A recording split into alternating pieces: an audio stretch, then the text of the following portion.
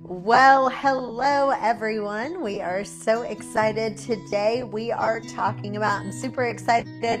My new book, Grow, Scale, and Exit, is out. Good So book. you Good can book. grab it on Amazon, and it's how to sell your business for millions. But today we really want to talk about recurring revenue because I feel like the thing that we've made the biggest impact when we do coaching with people is getting people to do recurring revenue on businesses where they're like, there's no way I'd ever be able to do hmm recurring revenue. This So literally just came up. I was at a meeting before I came here, and the guy runs the HVAC business. He said, so much money is to be made inside of the commercial space. And I said, well, then you should be able to set up a reoccurring. Another guy kind of chimed in, hey, you can make a lot of money reoccurring. And I said, why don't you set up a model where you figure out exactly what it costs to service them, and then you charge them a monthly fee. Figure out what their budget is, and you can create a service model just like that. well, I want you to talk about the carpet cleaning business because you were coaching somebody in the carpet cleaning space and they were like completely blown away, and this totally changed their business on the carpet cleaning. So talk about that. The point of the reoccurring is really set up to get that customer on ongoing thing. And when once they were doing it, what they were doing is they were getting spontaneous carpet cleaning. And instead they could find like hotels or things like that, and they could set them up for monthly payments. So they could pay them a monthly fee to come in and clean. And then they could see that was predictable income. And then those people had it set up automated and automatically done. And so their place was clean, the economics were there. They got a better use of or savings on their spend. And then on top of that, those people had a reoccurring revenue for their business. Yeah, and I think that, it not creating this not only creates a more valuable company, but it also has a more predictable company with predictable cash flow. And when you have predictable cash flow, it's not chop down this tree, chop down this tree, chop down this tree, and then constantly having to look for business. You know how many people you need to hire because you already know on schedule, we've already got this many people. And the truth is, a lot of times people wait until their carpet is completely disgusting before Mm-hmm. they clean it. But if you can do it with residential too. Like if you said, look, we'll come in every 3 months or every 6 months, come in and clean your carpet. You don't have to think about it. Mm-hmm. You're now getting a discount. It completely works. Well, the biggest thing that it solves for is really that companies can't set up to have the right employees, right? They can't pay them enough, or they don't have the right structure because the job is here and then not here, here and then not there. So they stay stuck in a spot of they're always doing the job. But once they set up this reoccurring, they know the schedule. They could start scheduling it out. They knew who they had to manage. They could then hire good people. So as they added more reoccurring, they have more revenue coming in to help cover those employees that they could get top level employees. And let me say this, because when you're saying it, there's two different things. There's recurring and then there's reoccurring. Recurring means every month we're doing it. Reoccurring is like a bad rash. It just comes back every once in a while. So, and I want to say this, that a lot of It's owners, they try to, I love this quote. We call it boil the ocean. I don't know Mhm. you guys have ever heard of that, but they try to come up with a subscription offering that appeals to all their customers. And the truth is that you don't have to do it that way. Like, for example, you could have the carpet cleaning can be just for your hotel customers or just for your commercial people, Mhm. but you don't have to dilute it and you don't have to make a subscription model for every person. Right, right. I agree. So I've written a book called Fasting to Freedom. It's called The Gift of Fasting, and it really talks about if you want to do longer fasts, deeper fasts, if you're looking for freedom. And then I have about 5 chapters. I've written a book called Tune In God's Voice. We have the book and we have the Bible study. And again, in both of these, there's about 4 chapters all about fasting and how fasting can help you hear God's voice. So you can do the Bible study with friends. You can get a group of people together and do it together, or you can join us on Zoom or get the book and, do it by yourself. So hopefully you enjoy. Let's talk about a couple other businesses that you can think of. We've got some good friends that have a flower company. Tell them about that. Remember the guy who we were like, if you meet this guy that owns this flower company, the first thing we said to him, he's the owner and CEO. We were like, don't take this the wrong way, but You you don't don't look look like like you own a flower shop. But talk about how he created the recurring revenue for the flower business. Well, what he realized was some of the things that were like, what was it, like not schools, but like Hotels, hotels, and five-star hotels. they all ordered flowers on an ongoing. So once he went back and looked at the books of the company he acquired, he realized he could go in and set them up on reoccurring, and so that they could deliver them, put it on schedule, knew what to deliver, and then had that monthly reoccurring revenue. So that gave him a basis for his business. It also got him to get away from losing waste, right? Because those companies were throwing away a lot of flowers and things like that. So now they knew exactly what to order. So that allowed them to now be able to give them a better economic number as well.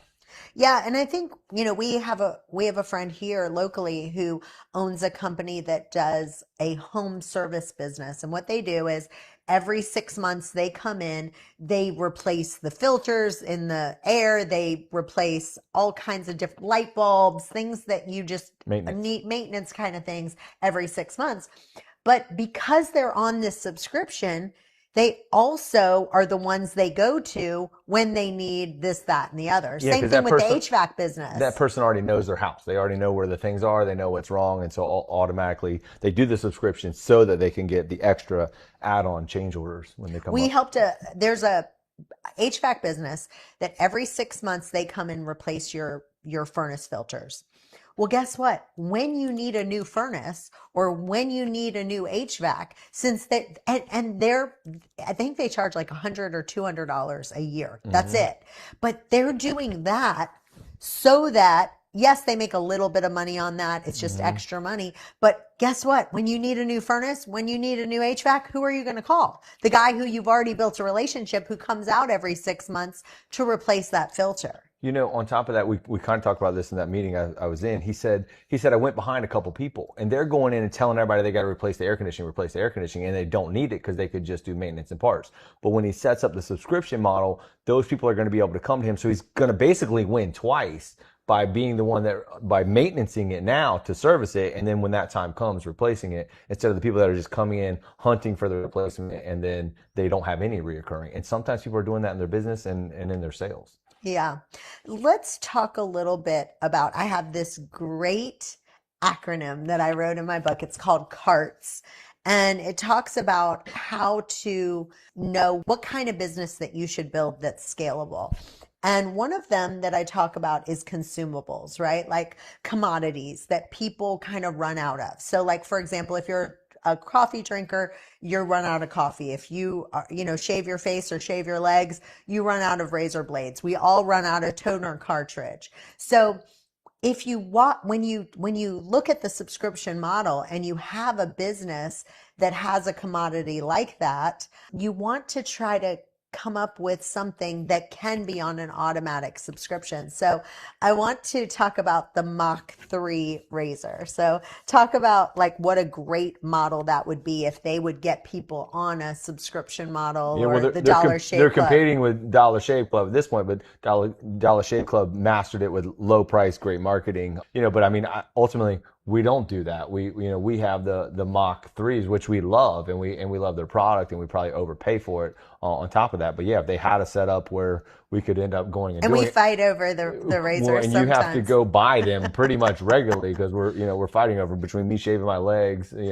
I'm just kidding, and so that's obviously that would be key for them. Yeah, and one of the things I remind people, like, okay, perfect example is like we've been using that Mach 3 razor for probably 15, 20 years, right? Because it's the same, base, if you do a different base. And so when you think about that, it kind of goes back to, can you create a commodity where they're not even going to switch? Like we've been using that razor, honestly, for the last we've been married, 18 years now? Wait. We've been together 17 years married. Yeah, you're right. 18 years we've been dating. Well, Anyway, so another thing to think about is like with a toner, like if you have a printer and you've got an HP printer or whatever, you're going to keep buying it. Let's talk a little. Can they refill it for me too? Because I just don't even have time to do that, let alone order it. Yeah. So let's talk a little bit more about, as far as the acquirer, when they're looking for buying your business.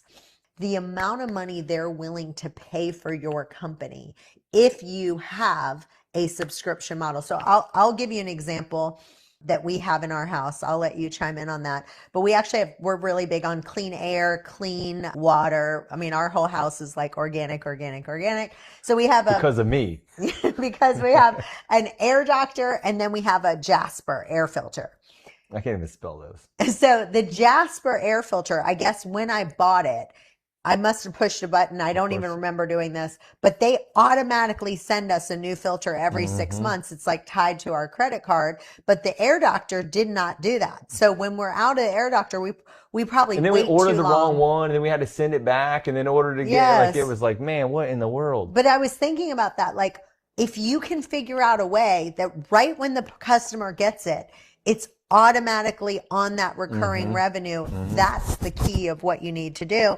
And let's talk about a security company. So they make money two different ways. Number one, they make it when you like get the install of the security unit. We talked about this in that meeting too. But so also for the recurring revenue every single month. The amount that the company gets in recurring is valued. If an M&A, if someone wanted to come in and buy your company, that is valued 3 times the amount.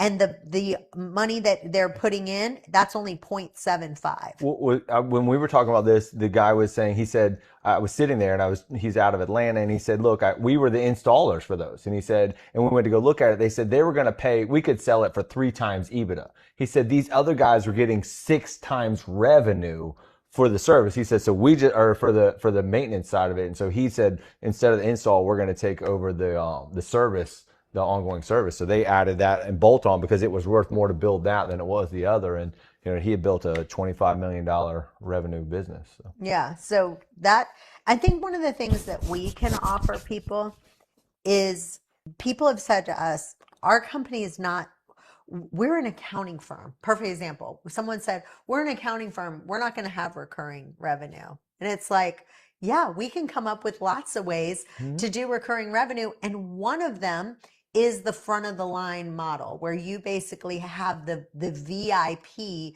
service. So talk about that, like with Disney getting the front of the line, and how an accounting firm can put that as a recurring I want to jump to revenue. something else you say, because you added this value. We said this, and I'm sure people are going to watch this, but they're going to come up with reasons they can't do this, and they won't do this, and they won't reach out to us to solve this problem or do this, and they're going to stay in this rut over and over again. And ultimately, there's all these examples of all these companies, and on top of that, all the ways in which we've implemented even some of these things that we're trying to get. They're getting this for free. I mean, they're watching this content for free and then can go do it. But a lot of times they can't figure out how to get the numbers. They get jumbled. They're not a numbers person, or they can't break it down and figure out that model. I mean, that's one phone call to create that thing for them. So yeah, anyway, it just huge. made me think of it. But anyway, you tell them about the front of the line pass. I mean, you well, love you're waiting the in line. one. You're the you one love waiting in line. I hate Disney. I'm going to tell you right now, I can't stand it. But my husband, I make him do all the Disney trips, and I'll go to the spa while they go. But he always buys the front of the line pass because he can't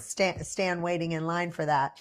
But there's a way that you could do it, like with an accounting firm is a perfect example. You could say, hey, we offer you, a 24-hour turnaround time. If you want to have a 2-hour turnaround time where we respond in 2 hours, especially in like tax season service, you have an issue, I know I would pay that extra money monthly. That's what Salesforce did. For when your stuff broke down, they had you pay a concierge service so that you could jump to the front of the line, and then they would get back to you within an hour. Yes. It was still an hour. Yeah. I want to talk a little bit about some mistakes right now that we've seen that people have done. They've tried to sell their business without a business broker. I thought you were going to go into like marrying me, like that mistake. That was one of the best decisions I've ever made. I was going to go that way too. But they tried to sell without a business broker? Yes. So they tried to sell without a business broker. And one of the things that happened was, once they made an offer on the business, and then once they had gone 2 months of due diligence, they really decreased their offer without a lot of reason to do it. Like What's the word for that again? It is called. Recasting, or no, I can't remember what it's called. I can't think of what it's called now. Why? That's why I couldn't remember it. Now you're saying it. Now I can't even. I think know, of and it. it's so funny. Anyway, there's a word. I'll think of it, but Yeah, I can't think I of know it. it. And I talk about it in my book. Oh yeah. But let's just talk about how sometimes it has to be that way, right? Like when they come to you with an original offer and then they come back and they say, okay, no, we need to offer less. Sometimes it's legitimate because the guy gave you bad information. Well, because they didn't use a broker, they didn't know what the right information was sometimes. So they put out the wrong information and told them kind of what their feelings were about it, or what they thought, or, whatever. Or they couldn't even build out a projection or evaluation to put it together right. And so they've set it up wrong. They framed it wrong, and then they feel offended when the number comes back less. Yeah. And just so you guys know, when someone buys a business, you're going to sign an LOI, which stands for a letter of intent. And that's just like an engagement ring. And so, you're committing that you're not going to be engaging with other offers. So once you sign that LOI, you're basically saying, look, I'm going to work with you and we're going to try to do the diligence. I don't sign LOIs. Well, a lot of people do sign LOIs. Are you for it or against it? I am for it. You're for signing an LOI. Yes. So you're all about an engagement. Yes. And I'm saying, look, let's put the contract together. But I don't like to have a long due diligence period. We didn't have a long engagement. So, I mean, that makes sense. So just so you know, the LOI is non-binding. So right. What you have to realize is the letter of intent is non-binding for either side. So because there's no exchange of collateral. So once you're not changing any monetary side of it, then it's basically contract. Yeah, and revealing too much information early on is also a classic mistake. You want to position yourself where you are in a good place in the eyes of inquirer, but you also want to make sure that your tax returns, this is a big thing we see. Your tax returns if you want to get an SBA loan, they have to match the financials. And so that is one of the biggest mistakes we see over and over again. Well, people that aren't prepared to sell end up writing off all of the things that they write off. When they write all those things, then they're lowering their valuation of their business to save on taxes. And so obviously getting those right and in order is really a thinking and planning ahead stage. Yeah. I want to talk a little bit about what kind of multiples that you're seeing for a lot of businesses. So if you have a business right now, why don't you talk about the pest control / rodent control company that we worked with and kind of share a little bit about that story? Because I think that brings to life what's happening in so many businesses right now. Well, I mean, they didn't have the infrastructure set up where it was a sellable business. Ultimately, they had a book of business. They had a goodwill, essentially, that they were selling. There was no assets. And once they set it up that way, then it made it where it was really hard to sell it to somebody else, because now all they could do is get a percentage of whatever comes in off of that book of business. And then the biggest struggle is now you want the money and you need the money, but you can't get it because no one's willing to take the huge risk to buy a goodwill book of business, because there's no reoccurring revenue, there's no contracts, there was no leadership in place. It was just one guy, which is what skinnied down the value of that business. It's one guy. He left his wife. He died suddenly. He was thinking probably that he was going to leave her about $150,000 to $200,000 at least for the business. And the business just wasn't worth that because there were no employees. There were not systems and processes. It was really a one-man show. And I think that people don't realize here they're working for 15, 20 years.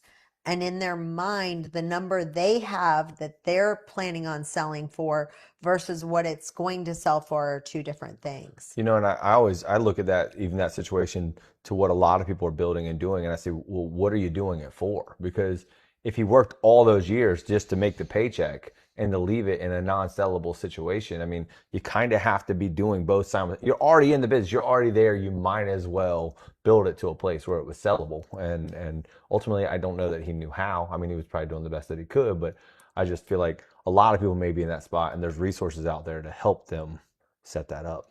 Have you ever asked, God, are you speaking? What on earth am I here for? In a world full of noise, opinions, and distractions, He's been trying to reach you. In Tune In, God's Voice, Your Purpose, it answers these questions. Hear God, find freedom, discover your purpose, make a difference. You'll finally learn how to know the difference between God's whisper and your own inner noise, how to reinvent yourself with every new season, and how to answer the question every person asks at some point: what on earth am I here for? If you're ready for clarity, direction, and breakthrough, this book is your guide. Quiet the chaos. Hear Him clearly. Step boldly into your calling. Tune in. God's voice, your purpose.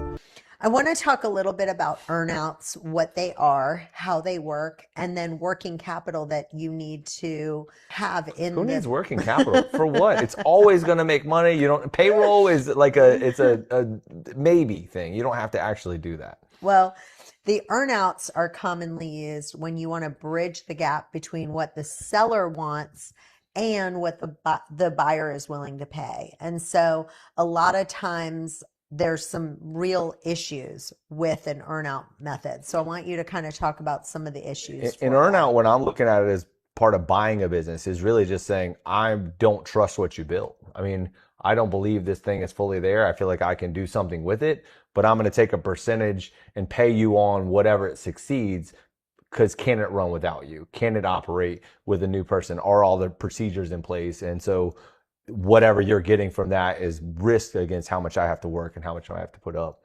Yeah.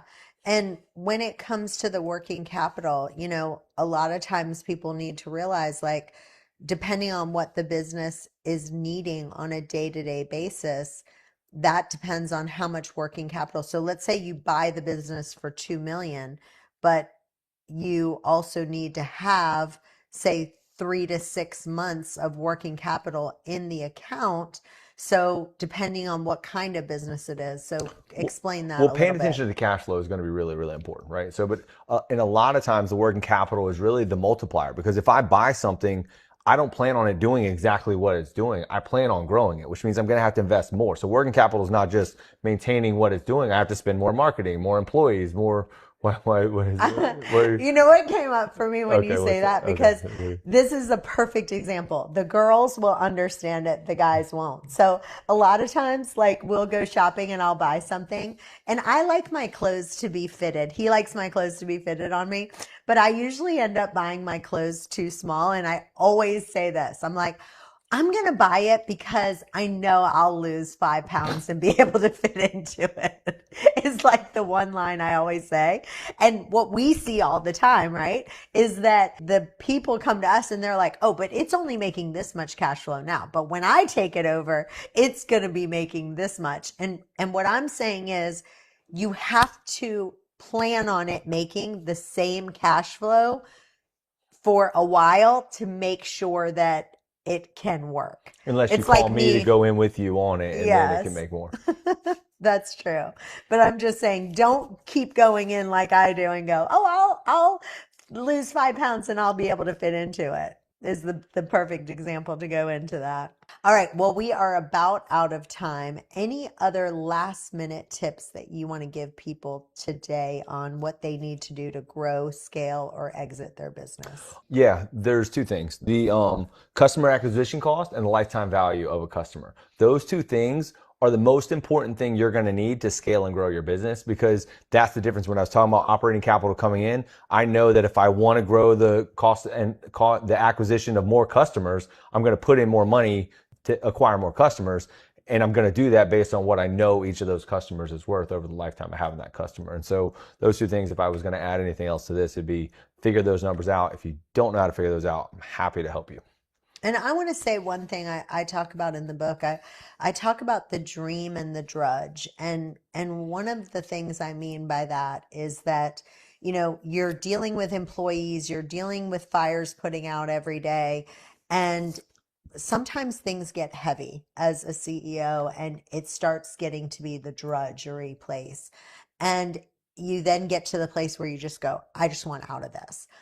And what I'm saying to you is, if you're only trying to escape the drudge, you're not moving towards anything better, and you're running away from something you don't like.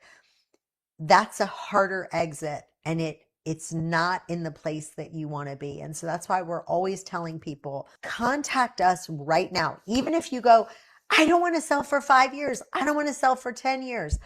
That's fine. But you don't know what's going to happen. Like this lady, Her husband died. They have to sell right then. Life changes on a dime. And we want to help you exit so that you are not leaving on a drudge. You're leaving on a dream. Well, more importantly, that I think of this like a ship, right? I mean, if they're driving a ship, and the bigger that ship is it takes a long time to change course, right? So even if you're not planning to change directions over, the next year, getting in touch with us can help them change the direction, to look at a couple things. Some small tweaks can add up to an exponential number later on, based on focus, time, and money allocations. So Yeah, and I want you to answer the question, like, what excites you now? What do you want to build? What do you want to create? What do you want to experience next? Because the happiest exits that we've seen are people who, they're not just escaping that business. They are going towards, they're being pulled towards their dream. And they are going, you know what? This is my next dream. This is what my next dream looks like. I know I'm going to be happier there. This is what God's calling me to do. So get on a call with us. Let us help you map this thing out so that at any time, if you want to sell, we can help you grow, scale, and exit and sell your business for millions. All right. Thanks for being with us today. Have a wonderful rest of your day. And remember, we want to help you get your dream to the next level. There's no pressure. There's no limitations. We want you to be living in God's design for you and enjoying what you do every day. Stop being in the drudge and start living the dream, like you always say. That's his favorite thing to say. People come up to him and they're like, how's it going? And you say, I changed oh, it. you have a new one now? Yeah. Oh, what is it? Ask me how am I doing. How you doing? Amazing. Just that? Everybody seems to love that one now, because they're like, because nobody feels amazing. They don't feel, their health's not amazing, their mindset's not amazing, their finances aren't amazing, their business isn't amazing. I mean, it's a mindset to be able to be that way. And I mean, that is similar to living the dream, but it's just a lot smoother and easier to say. So Got it. Well, you guys, we want you to have a business that you love and that's amazing. And that it's amazing. Yes, that's amazing. Like you. Thanks for being with us. We'll see you next time. Bye-bye for now.